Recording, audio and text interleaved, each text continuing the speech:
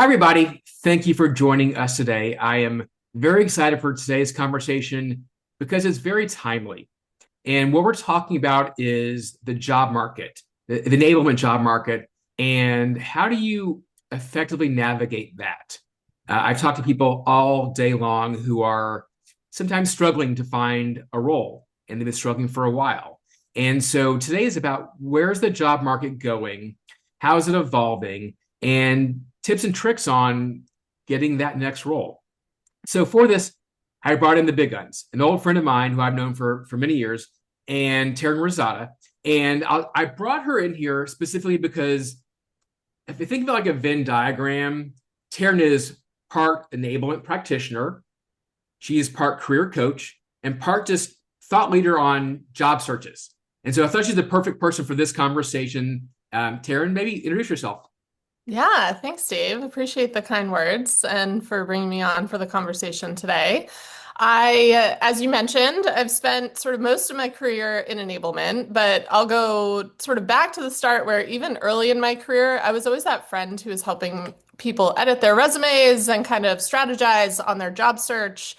And that never really went away. It just kind of evolved.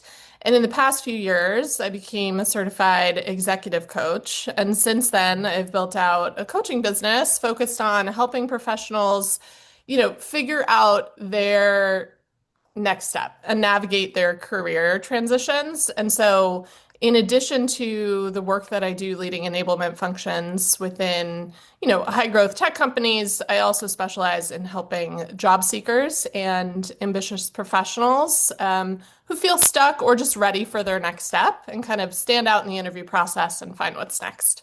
Love it.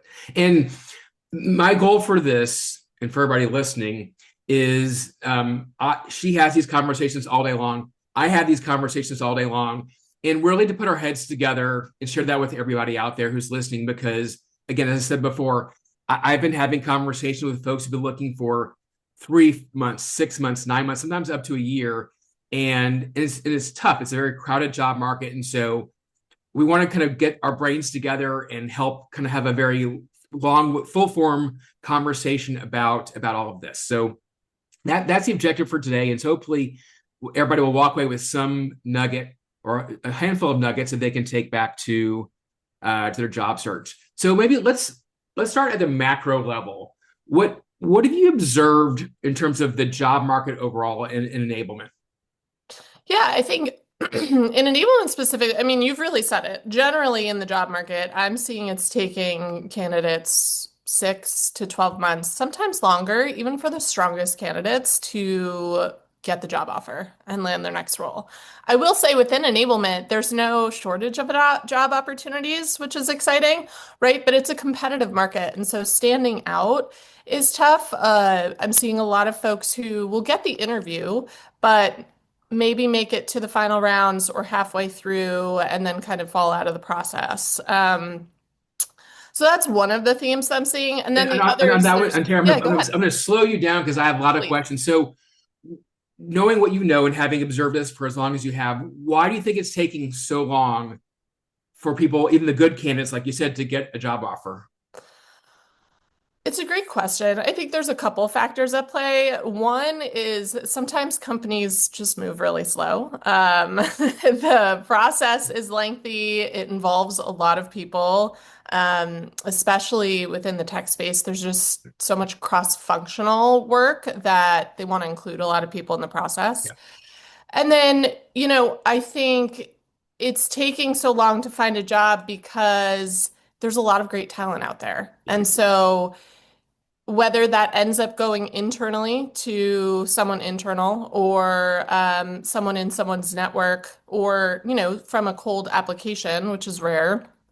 Um, Regardless, there's a lot of candidates in the process, and so it's taking time for hiring managers to make decisions.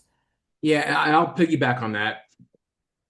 I think there's also the factor that some companies have less experience with enablement, and they're Mm. still trying to figure out what they want, what's the right profile, what's the right level, and they're kind of sorting through all that stuff, and they're figuring out as they go, and so it becomes a bit of a moving target as they go in for their hiring profile. And so I think to your point, that that can definitely extend things pretty for quite a while. And you made a very astute point that a lot of companies are very democratic in how they make their job offers and get some consensus. And as a side note, I feel like that's also sometimes it's a good indicator of how they make decisions internally, and for better or for worse. And I think it just as you're looking at companies, it's a good glimpse into how organized are they, how do they make decisions? Does one person have all the power, or is it very diffuse across a whole bunch of people? And so it's there's a lot you can gain there, but I think all those things contribute to how these things get dragged out. And you made also the other good point that there is a lot of good talent out there, and that's both a blessing and a curse when they're trying to hire. Yeah, it definitely is. I also think as a hiring manager, right, it's one of the most important decisions you're going to make is filling that open role. And so you do want to be thoughtful about the time that you're taking to do it while balancing the candidate experience Yep. and not requiring such a lengthy process and so many interviews. Um, but sometimes it takes a couple conversations to make sure you're making the right hiring decision. It should like definitely should take a few conversations, and if it goes too fast, that's also data for you to understand Yes. how they think. I interrupted you. What was the second thing you were going to say? The second thing was just AI is such a hot topic, Hmm. right? In regards to hiring in a number of ways. But what I'm seeing so much is candidates talking about or spending a lot of time tailoring their resume and every application that they do to optimize for what they believe AI is kind of pulling out. And I could just speak from my personal experience that where I currently work.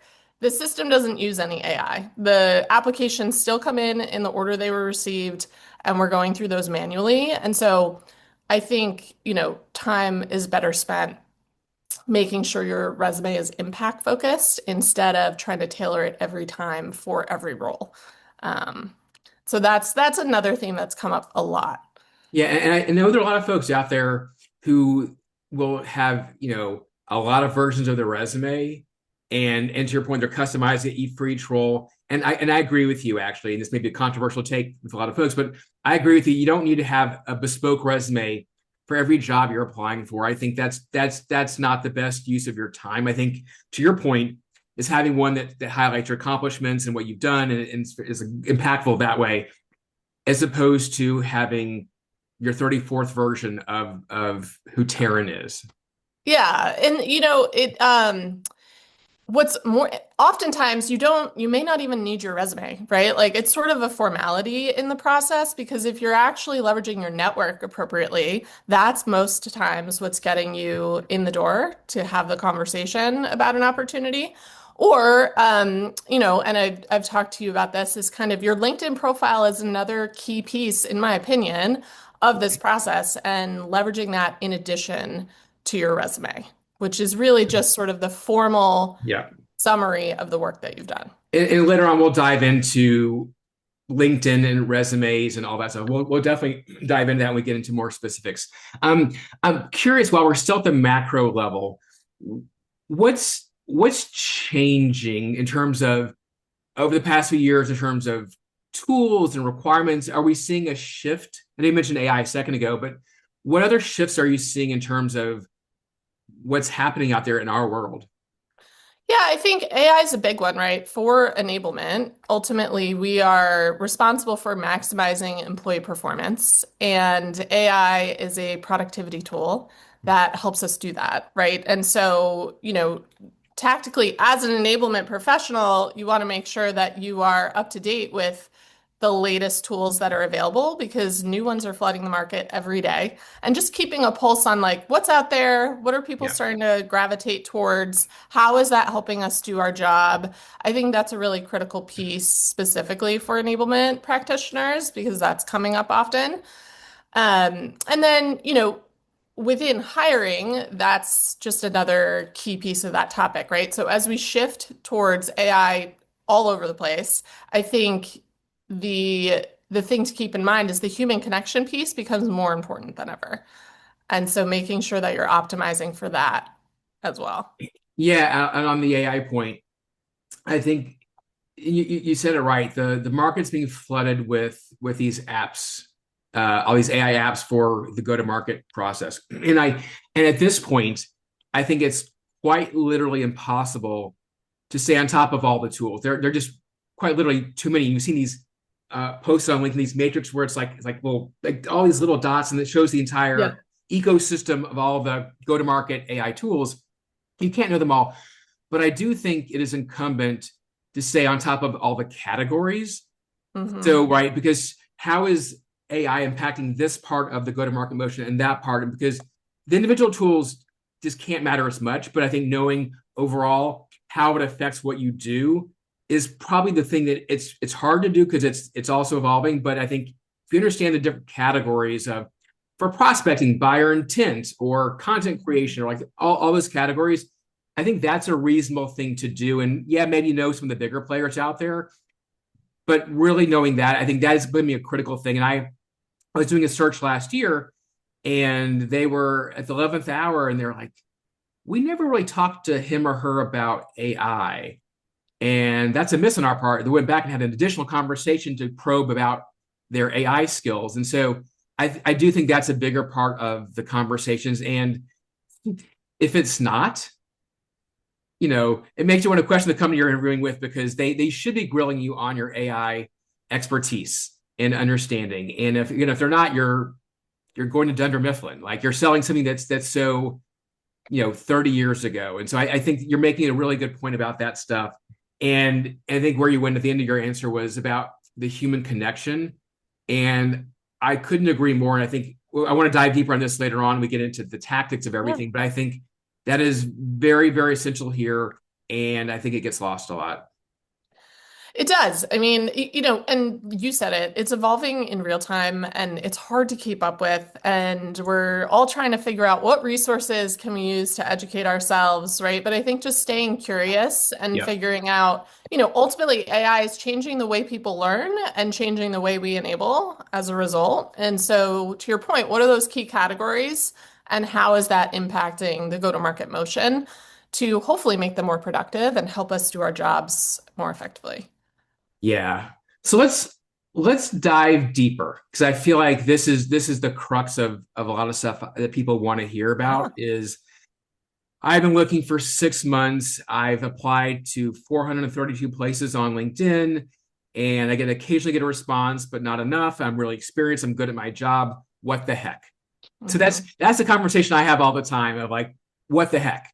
And Yeah. so I guess I'm curious again, as one who talks to people all the time, what are you seeing that is, ineffective or effective, however you want to kind of take it? But what are you Yeah. seeing out there that's working well or not working well? Yeah, I think there's a couple things. I mean, the first thing I'll say, because I do understand, I empathize with everyone's experience and the frustration that comes with this process. Because, like I said earlier, even the strongest candidates, it's taking time and they'll get to the final round and they won't get the job. And then it'll happen again and they won't get the job. And it's not a reflection on their capability or, their experience. It's usually a whole host of reasons that they often won't have insight into, right? And it's super frustrating. But I think there's a couple things that folks aren't doing or could do that can help them stand out, and I think I often say to people, there's updating your resume and getting that in a good place, and that's part of the process, right? But a really critical part of finding your next job is your network. And so a lot of people don't think about that strategically, right? I have a spreadsheet that I help folks fill out where it's like, okay, let's go through and think about who in our network, one, we just want to notify, right? So you'd be shocked what can come through when people are just aware that you're looking for your next role, Yeah.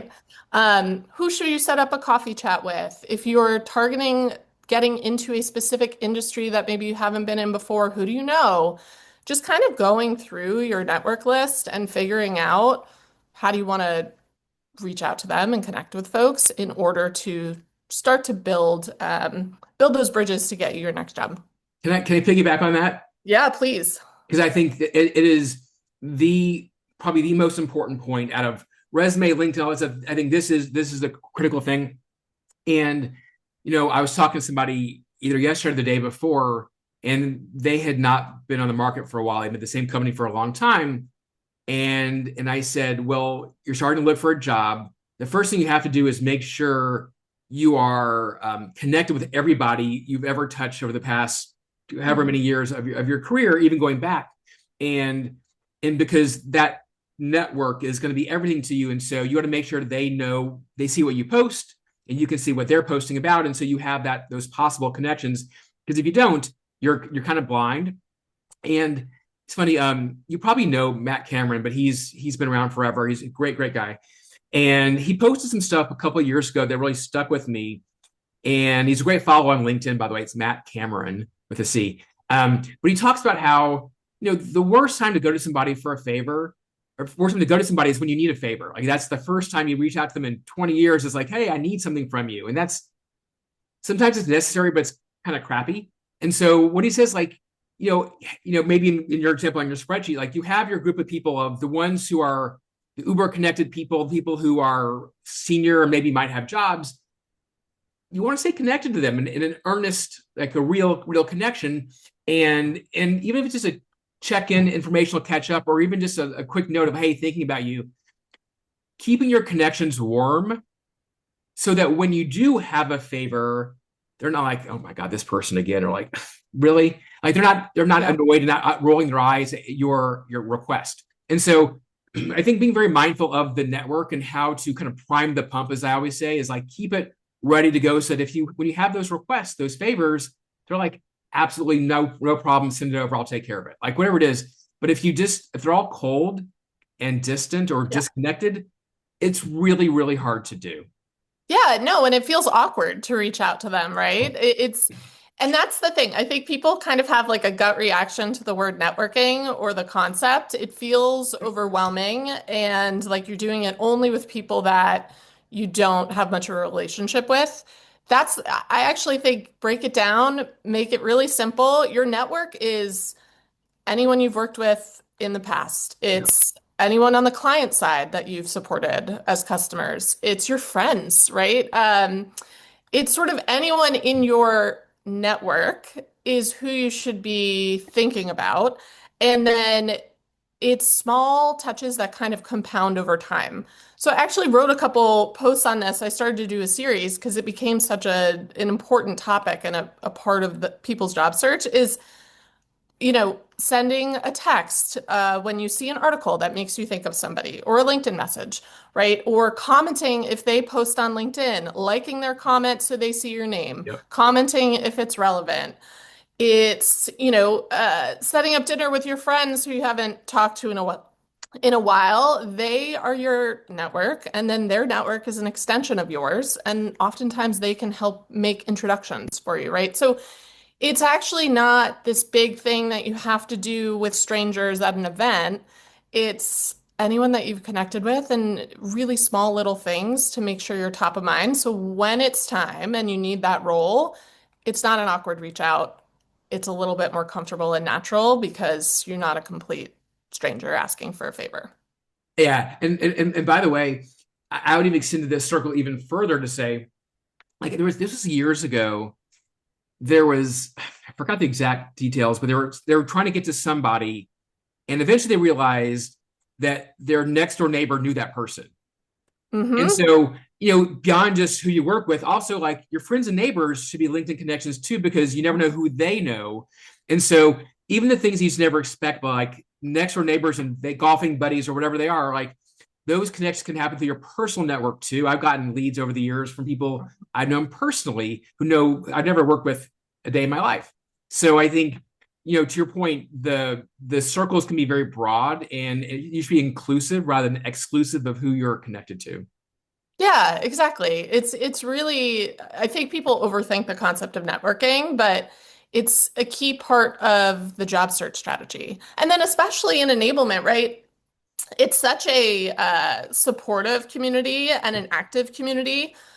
joining groups like the Slack channel, the Enablement Squad, or, I know there's a couple of them out there, commenting on other enablement practitioners' posts, setting Yeah. up coffee chats here and there. And then this is a tip that I've given to people that I rarely see folks do is if you've interviewed for a role, especially if you've made it through a couple steps in the process, connect with the hiring manager and anyone on the hiring panel on LinkedIn because maybe you were really great, and the reason you didn't get the job actually has nothing to do with your talent capabilities. I would have hired you, but we had someone internal and they had a leg up. And Yep. so when my next role opens, I might think of you. I keep a Yes. list of all those people, so it's easier if we're still connected on LinkedIn. And then when I post about the next job, you'll be one of the first people to see it. So, Yes. I think just being really thoughtful about how you approach sort of building your network of folks who can help you find a new job. I think the key word there is thoughtful. Yeah. Yeah. Yeah. I mean, there are wrong ways, so to speak, to do it. But, I think if you simply think of it as building Yeah. connections, that doesn't have to be super formal or overdone. Yeah. Agreed. That's a great first one. What else is top of your mind? So that's a big one, right? I think people spend all this time applying for roles and often cold applying. So that's kind of the last tip I'll give on the network piece.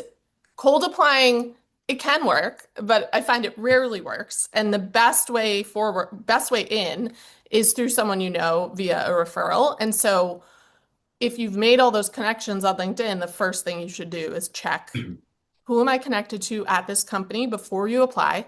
Because Yes. once you apply, sometimes folks can't refer you. Yes. And so, who am I connected to? Ask if they're open to referring. People want to help people most of the time, and people are incentivized to refer other people. So, that's like a really key part of it. Yep.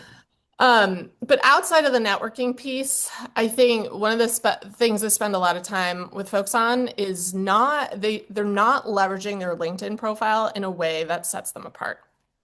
Right. And so we talked about the AI piece, AI being such a big part of what's happening right now, which means people are more drawn to the human connection.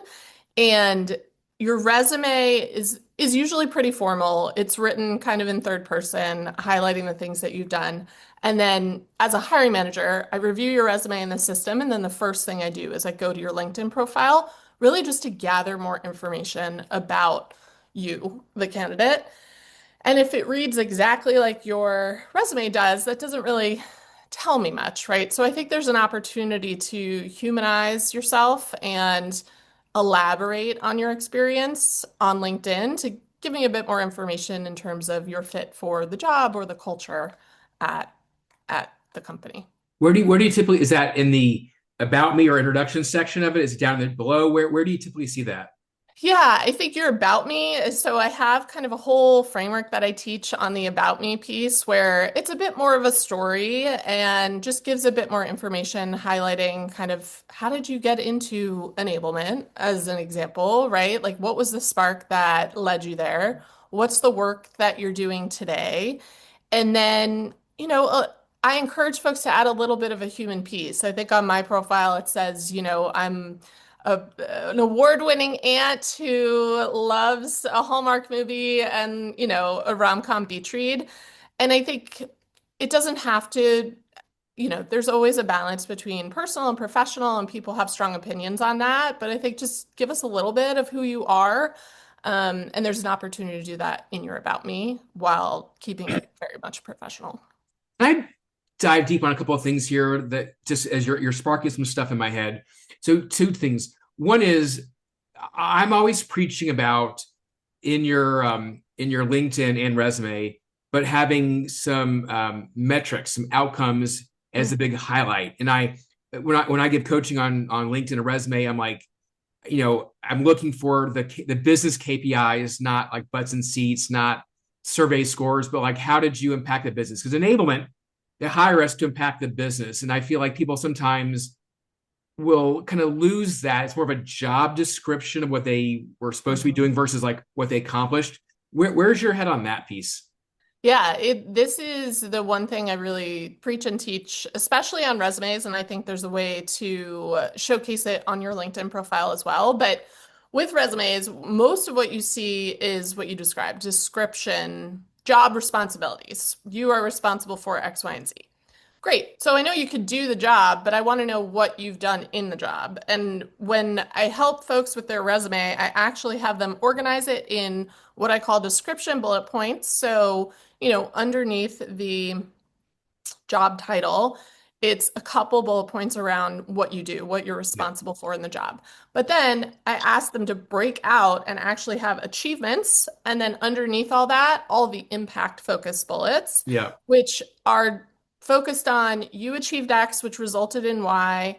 Um, because of Z, I think is the framework that I use. Achieved X by doing Y, which resulted in Z, right? Yeah. And so thinking about what is the impact, what are those become then your impact stories that you can use as examples in the interview conversations, right? And as a hiring manager, when I see a resume that's set up that way, my eyes go right to those achievements. Oh, Yes. great. Like I know they've done the job, but now I know they've really had an impact in the job that they were doing. And I want them to come have an impact here at my company. Yeah, the Um, way I think of it very simply, because I always dumb things down for myself, it's yeah, like, what did you do and how well did you do it? So your job accomplishes what you did, but then the metrics are how well did you do it, and people want to see how well did you do your job. You could have failed miserably with the same job description, but if you show me that you increased revenue by 48% in the first 2 quarters, like then you're like, oh, by driving new logo sales or whatever. Like it's the how well, and so and it gets lost a lot. And the good news for us as enablers is we're in a metric driven business. We can be measured. And so we want to convey what was measured. So I'm with you on that piece for sure. yeah, and it can be challenging, especially in enablement, right? But you can kind of turn anything into an achievement. And so the way to think about it is and there's different use cases based on the scenario that you're in, whether it's a larger company or a smaller high growth company, where finding that level 3 behavior change and level 4 revenue impact metrics can be tricky, but making sure that you've got something there to represent the work that you've done in a very impact focused way. Yeah, the way the magic phrase I always use, I did this earlier this week with somebody, is to list some bullet point of what they did. And I write back and I say, so what? And they're Mhm. like, so what? Why does that matter? And they're Yeah. like, well, because I did this. I'm like, so what?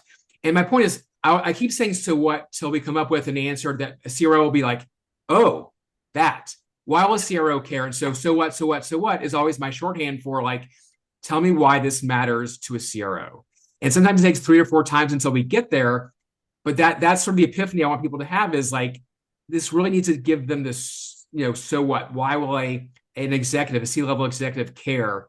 They don't care about butts and seats. That's a means to an end. So like all that's a means to an end. So what is the end? And so I think that's a very, very important thing.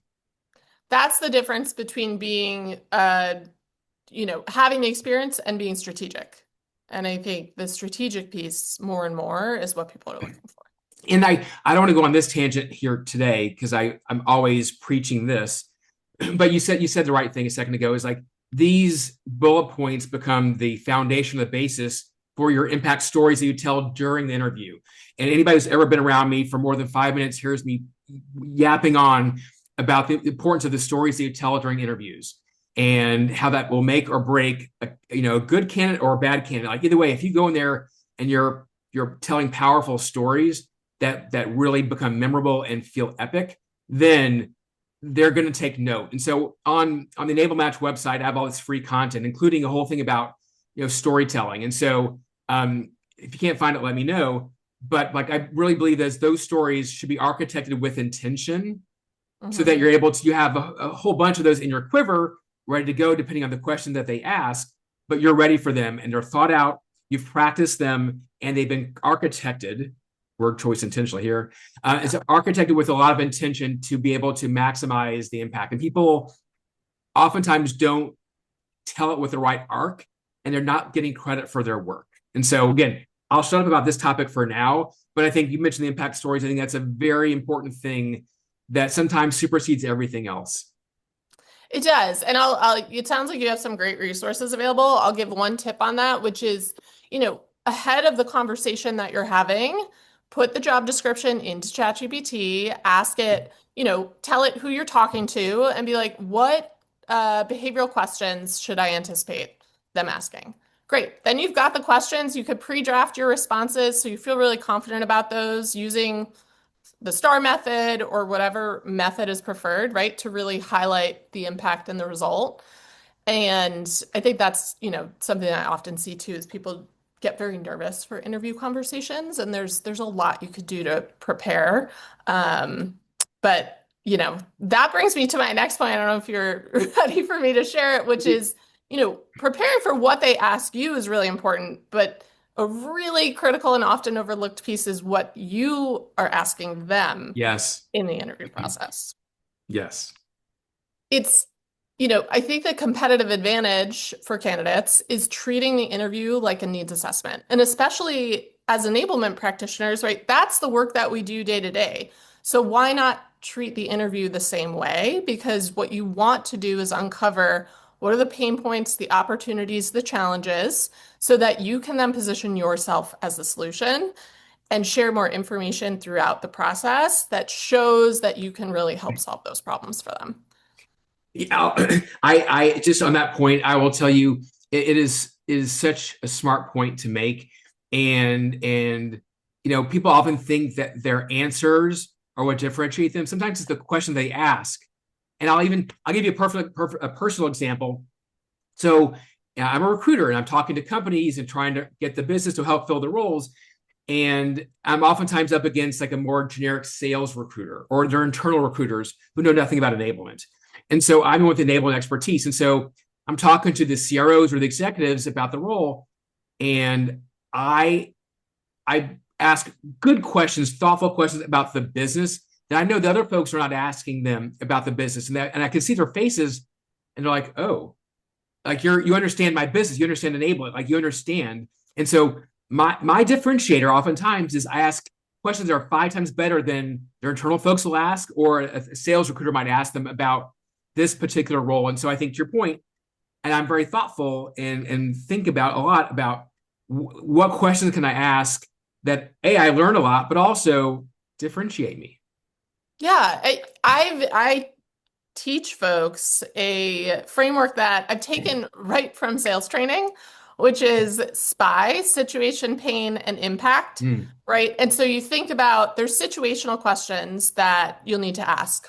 Why is this role open? Is it a backfill for someone? Those are the questions that you want to spend time with the recruiter on, or a partner like you, gathering all the yeah. information that you need. And then you want to save the limited time you likely have with the hiring manager and other folks on the panel to ask pain and impact questions. So the pain questions are really uncovering what is the pain that they're experiencing today, that you can help solve for. And then the impact is what is the impact that this person is expected to have in this role on the overall business, on the revenue engine.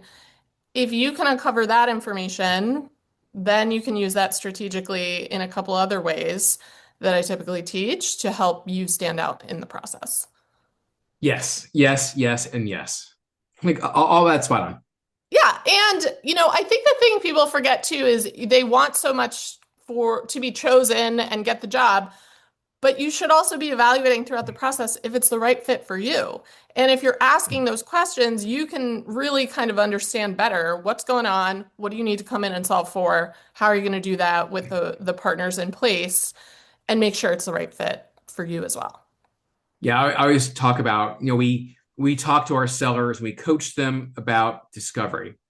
And so we had to apply the same thing to ourselves. Like we have to do our own discovery. And I always talk about everything you're getting in this process is just data. You don't have to assign a value to it. It's just data. And you want to amass a lot of data because that informs, is this right for me? And then also to your point from a second ago is how can I best position myself for them? But you got to gather a lot of data, and that comes from really good questions. And if you're asking generic stuff, then you're just going to get generic stuff back, and you're not going to really be gathering a lot of in your discovery part. Yeah, I'm curious, Dave, like in the enablement folks that you put forward and the ones that kind of make it through the process to get the offer, what are their biggest differentiator? What are they doing differently than others? Um, I could talk for 2 hours about this. I'll keep it brief. So on the prep side, I'm glad you mentioned this earlier. AI for prep, it's a must-have. Think of it almost like if you guys remember in like in college, like the prisoner's dilemma matrix of like if two Mhm. people, if one person confesses, the other one doesn't, then you're hosed. And if you both confess and you don't or both don't, like there's a matrix of like you want to make sure you anticipate what the other person is doing and decide based on that. Assume for your job search all the other folks are using AI to help them prep, and if you don't use it, you're at a severe disadvantage. And you made the point about anticipating the questions that they're going to ask you, for CRO versus CMO versus ops versus whomever, like anticipate those questions, but also workshop your answers. And you can even do it right where you can actually do a role play with ChatGPT or Gemini or whichever one, where you say, hey, here's who I am, here's my resume, here's the job description. Let's do a mock interview for the next 10 minutes and ask follow-up questions. And at the end, I want you to evaluate me on my performance. And you can use your microphone, and so you don't have to type all the stuff. But you will be amazed at how high the quality of the questions are and its evaluation of your responses. So I think Yeah. using that as a mechanism for prep, especially these days, is essential. So it's all part of going in there and bringing your A game. That's one thing.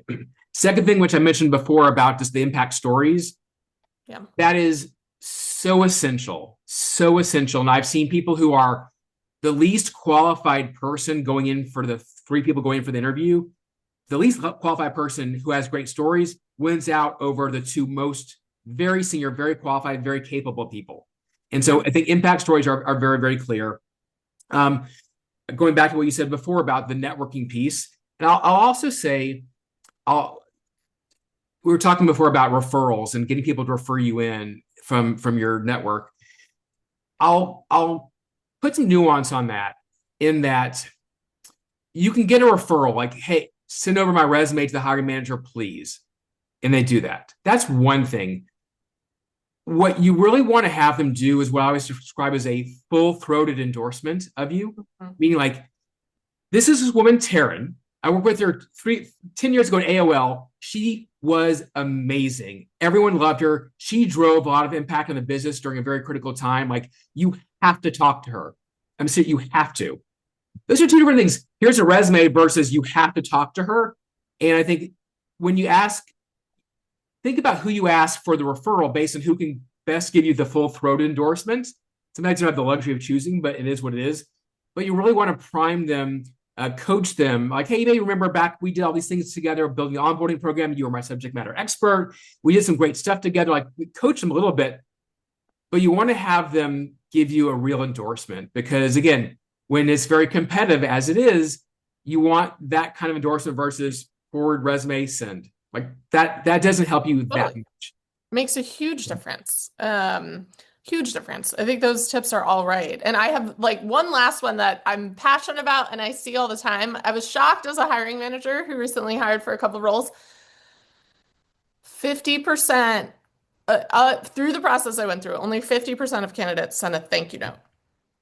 Now, maybe it was just drilled into sort of my learning and upbringing that that's just a standard part of what you do. And I think that there's at least that, which oftentimes is very much a check the box exercise, and that's how people treat it. But it can actually be the big differentiator in the process. So, as a hiring manager, I'm interviewing you and I'm asking you the same exact questions that I'm asking the next candidate. You answer them really well, and they answer them really well. How am I making a decision? The more information I have about you and how you could do the job, the better I'm able to make that informed decision. And so, if you're treating the conversation like a needs assessment and you're uncovering what are those pain points, challenges, opportunities, and then you're using the thank you note to show up with a point of view, share a work sample. So, say we talked about measurement, right?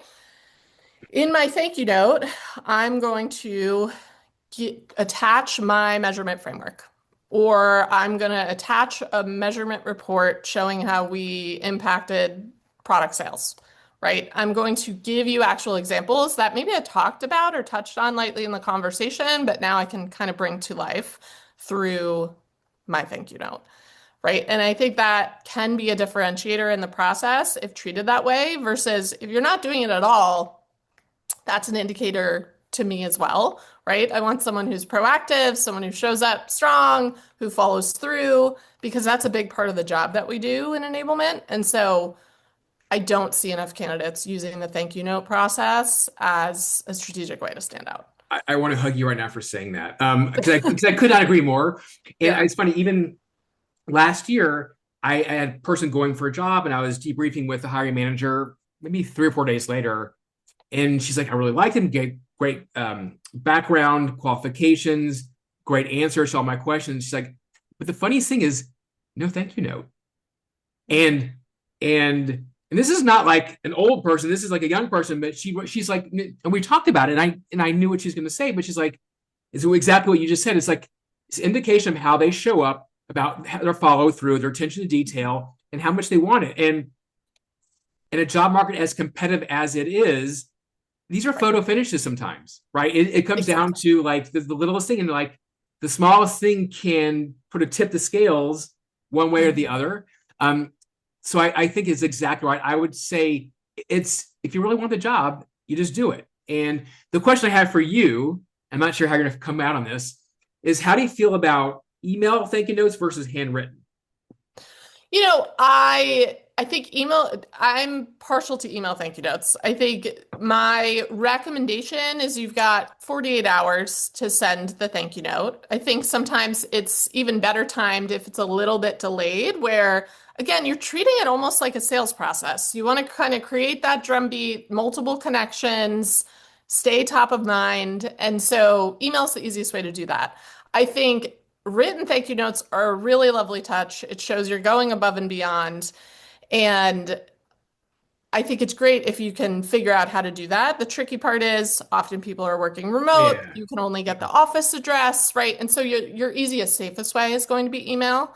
Um, and then I think there's other ways, even beyond the thank you note, to stand out. I actually recommend putting together an interview summary and ramp plan Mm, that you send at the end of the process, which is a self-reflection exercise to gut check that you're excited and energized about the role. yep. And then showing them, hey, I've really given this some thought. Here's what I believe the mission and the focus areas for the role will be. Here's what I'll do in my first 30, 60 days, right? You're operating on limited information, but again, you're taking it one step further than everybody else because 98% of candidates aren't doing that, Yep. right? And so even if you're the strongest candidate, you might lose to another really strong candidate who is internal and they know the business better, but if you've done these things through the thank you note process, created a summary at the end of the interview, and just really put in the effort, that will help you stand out and sometimes sway the decision. As a rule of thumb, you can take to the grave. Everybody likes somebody hungry, Yeah, and those extra steps show hunger. And so right. you can't go wrong. What they don't like is lazy and complacent. I can promise you that. And so if they feel that you're that, and you're just like coasting in, like I'm the number one guy, I got this, that might not go over so well. And so I completely agree. I want to throw out two other things that have come up recently that I'll just share with people. Their tactics, but and you can tell me what you think about them. One is I was listening to a podcast maybe a month ago, and the guest was Craig Twinsford, who he's a many times founder. His companies were bought by Salesforce a couple times now. Anyway, he was being interviewed, and it's talking about like how he got to where he is. He's now CEO of a company called Qualify that was just bought by Salesforce. And he was saying, early in my career, my big break was he was like an engineer by trade. He's like a sales engineer. He's like, there's a company I really wanted to work for. It's a technical company. And he's like, I wrote an email to the CEO. I said, here's who I am. Here's my background. I've been following you and the company for X number of years. I'm really fascinated and obsessed by what you're building here. And here's why it could have fits into my background. I would love to be part of this. Here's what I would contribute to it. And that CEO sent it right to their talent team, and he got interviewed, he got the job. And he's like, no one, and he's like, the thing was, it was genuine. It was Mhm. highly, highly, highly customized to him and the role and his fit for that role. And he sailed right through. And he said at the end, he's like, I'm a CEO now. You know how many people email me about jobs? Zero. And Zero. so I'm not saying it's going to work 10 out of 10 or even 8 out of 10 times, but it's a differentiator. And I tell you, if the CEO gets your email and forwards it to the talent team, you're going to get a conversation. You can pretty much be sure of that. Like Yeah. it's going to happen. So it's just one of those things. It won't always work. And most of the time, it probably won't work. But you know what? If it's the job you really want and you're really a good fit, go for it. But it's got to be earnest. It's got to be a very genuine connection. You got to be really qualified versus like, I love Cisco. I've used their phones for years. Like, Right. maybe not. The other thing, which is kind of a kind of dark arts kind of thing. So a lot of times, if you've been looking for a while, you probably subscribe to a lot of job boards and searches. And you get these emails every day with things, but sometimes they're done through third party recruiters and they're heavily redacted. So it's a SaaS company in the $100 million range, and we're in the cybersecurity space, and you just have the stuff, and like you kind of blind apply for this without knowing who they are. If you write a really effective prompt and stick that description in ChatGPT, you can basically say, "Hey, reverse engineer this. Tell me what company that is." And if there's enough detail in there, oftentimes it'll give you the company or here's my top choices. And I think it's pretty sure this is the one it is. Then you can supply to that company. Have a better chance you can network in. But AI is pretty savvy at that stuff. And I would say the prompt doesn't have to be genius, but you can just like, act as an expert in job postings and SaaS space and help me predict who this company is and come back with me with your top choices. And you'll be surprised what you come back with. But it's just then you can apply your networking and your stories and your email to CEO. You can do all that stuff, but you have to know who the company is. And so a little trip I've discovered recently because I've used that too Yeah. internally, and so it's a little tip, black arts, but go with it. That's a good one. I haven't heard of that one before. But AI is such an underrated way to prepare to you can use it to your advantage in your job search, right? I have people fill out a job tracker, right? So all the jobs you've applied to and or your target companies list. And then we can take that, put it into ChatGPT or your preferred, AI tool and have it evaluate it. Based on all the roles I've applied to, what themes are you seeing, right? And it might say, you're all over the place, you're not applying to the right level, whatever it Yep. might be. Or on the target companies list, it can help you uncover other companies you should be thinking about and or considering in different industries or within the same industry. And so, those are some great ones. I've never used it in that way, but next time I see one of those roles, I'm going to try that out. I will say And then, yeah, I go figured that ahead. one out myself. That was an original. Usually I steal from other people. That one was an original. That's a great one. And then I will say on your earlier point about folks reaching out, I did this when I posted on LinkedIn and it went a little bit viral when I was hiring. And I said exactly that. I said of the 150 applications that have come in the last week, one person has messaged me. And what do you think I did with that one person? I sent them straight to my recruiting partner. They went right to the top of the process and they ended up getting the job. So, that might not always be the end result. And sometimes you won't even hear back, but you don't know that they may have sent it over to their recruiting partner or, it could help you stand out because 98% of people are not taking that extra step. And especially in enablement, like I said, it's a very well-connected community. Make sure you're connected on LinkedIn. And then when you see a job posting, send them a note. Why are you excited about it? What makes you a great fit? Just that little proactivity can really make the difference. Everybody loves hungry. So I've been curious for people listening. Some people probably are liking what we're talking about and what you're saying. How do you work as a coach? Like maybe just walk us through your world, like how you do what you do on the coaching side. Yeah, I've mentioned a lot of it. I sort of have a playbook of resources and guides, things like the SPY question guide and the job tracker and network tracker. It starts really just with a consultation with folks. I want to understand the same way I approach enablement. What are the objectives? What are the intended outcomes? As a result of working with a coach, what are they hoping to get? Where I really specialize is helping people who are in process. And there's some tips I'll give on how to get the interview, but especially if you're getting interviews but not getting the final offer, that's where I think it can really help folks stand out. And so it just starts with a conversation to understand and make sure it's a mutual fit. And then right now I'm working a lot one-on-one, but I'm thinking about kind of creating something that's a bit more scalable because I think I've really got that kind of playbook built out at this point, and I want to help more folks rather than less. I love it. And they can connect with you on LinkedIn, all that stuff if they Yeah. need to connect with you. Um, yeah, it's funny, kind of going back to like you asked me like what helps people sail through, and it really comes down to what we've been talking about, how one comports himself, how one goes there and tells impact stories. And like there was this job I was working on, that's probably 5 years ago or so, maybe six, and like no one was good enough, no one was good enough, and one person, I just they clicked, gave great answers, and they sailed through, and it was a very quick process. The person was you, by the way, and it because it just not to embarrass you, but Yeah. like you really it was for the hiring manager who we both know very well. It was so clear and obvious, and you were so differentiated from everybody else because you were manifesting, you're bringing all these things together and how you showed up, you sailed right through where no one else had sailed through. And so I think you're living proof of all this stuff kind of works because I've seen it work in action with you.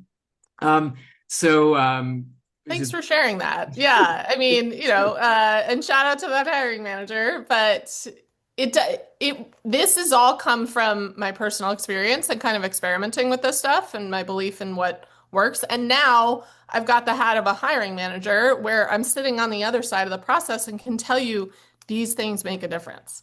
yeah, they do. This is again, both of us have a lot of conversations, so this isn't theory. This is like real hard won lessons and what we see on both sides of the fence.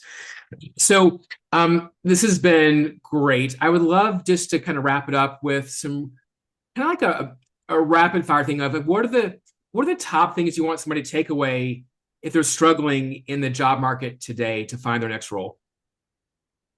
I think the number one thing is be proactive. And there's sort of two tactical things you could do that. One is if you treat the conversation like a discovery and a needs assessment, you can uncover information you need to then use that and stand out through both thank you notes and other creative ways. And then the second I'd say is, you know, we didn't dive too deep on it, but the LinkedIn profile piece I think is really critical. So as a hiring manager, I'm looking at your resume, but then my immediate next step is your LinkedIn. Who are you connected to? What more information can I gather there? That is something that folks are under investing in that I think can be a key part of standing out in the process. And then I have a third because we talked on it, and I think it's probably number one, which is the network piece, right? So your network is your net worth. It's cheesy, but it's 100% true. And if you're not thinking strategically about how to leverage your network in the application process and you're feeling fatigued by, I'm applying, I'm interviewing, but it's not happening, think about whether or not you're leveraging your network and then how to do that to maybe help you get the next job. Amazing. Taryn, thank you for sharing so much, your expertise, your experiences.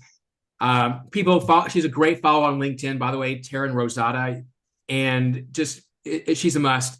And you've been an oasis of knowledge. And so thank you for all you've contributed to our space as enablers, but also the job space where I live and all the time. I read your stuff constantly. And so I learn from you all the time. And so thank you for sharing this with all the folks listening.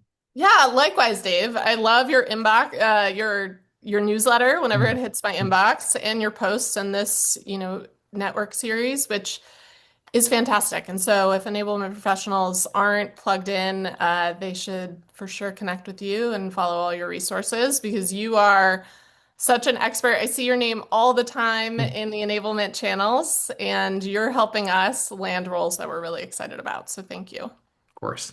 All right, everybody. Thanks for joining us today. There are more stuff in the series coming and more in the past. You can go back on the website and find other past editions if you need to. But good luck out there.